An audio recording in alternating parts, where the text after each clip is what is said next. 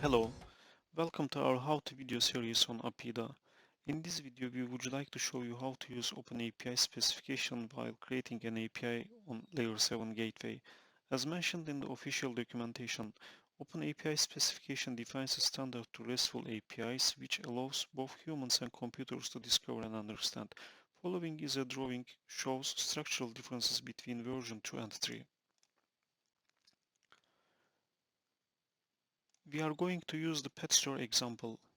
We already have defined an OpenAPI document like that. Simply we copy that document and paste into the editor Swagger.io. We can convert it to YAML, and when we check description from the right side, we see that we have a single endpoint works with the HTTP post method and accepts a JSON object consists from name and tag attributes, and we also use the same JSON object for the responses, and we have additionally defined an error response which consists from code and message. And when we check the JSON schema of those objects, we see that the pet object has the name attribute required, and additionally that attribute has a restriction like max length 10 characters, and the error object contains two attributes which are required. Now let's see the implementation. We have the configuration section related with the exposing OpenAPI document supporting mock responses, request validation and response validation. In that section we have a regular expression to check whether the URI ends with the OpenAPI JSON, and if the expose configuration parameter is set to true, we simply respond with the OpenAPI document. And similarly, we check for the mock responses here. If the URI ends with the mock and the parameter is set to true, we build a mock response like that. And this section is related with the request validation. Based on the configuration, in the first section, we use the validate against OpenAPI document with the single option selected here, and if there is a problem, then we throw the exception like that. And the next section we check for the request method. We are using the same assertion with multiple options here, and if there is a problem, we throw an exception like that. And the last section is related with the request validation.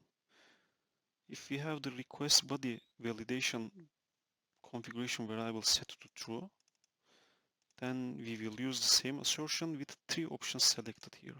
And if we see a problem, then we can throw an exception like that. Here we can assume that we get the response from backend, or we build a dummy response in the API.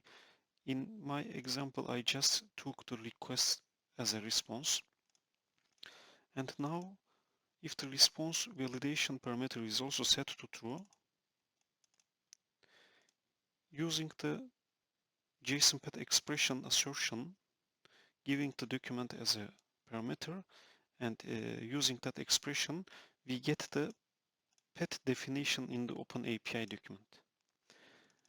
And with the JSON schema validation assertion, we perform a validation on response based on the OpenAPI configuration.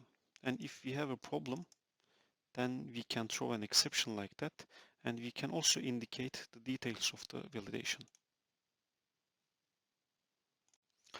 Now I am going to use Postman to get OpenAPI document, and I will use the document to have a collection in Postman.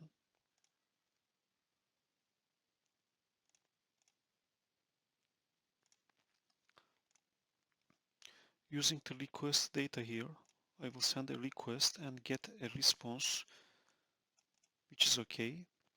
Now I'm going to change the request method, and I see the correct response code. And now let's switch to the post again and have a dummy endpoint. I see the correct response again.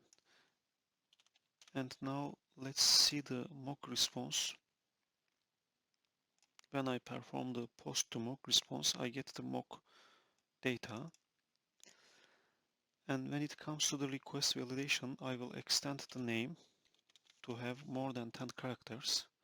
And by deleting the mock here, I sent, because of the request validation, I received an exception. And let's fix the request and see the correct response again. And to be able to see the response validation, I have to change the response in the API implementation, where I have a name like sweet potato, which is more than 10 characters again. And when I perform the same request, I expect to see sweet potato, but because of the response validation, I receive an internal server error with the detail like that.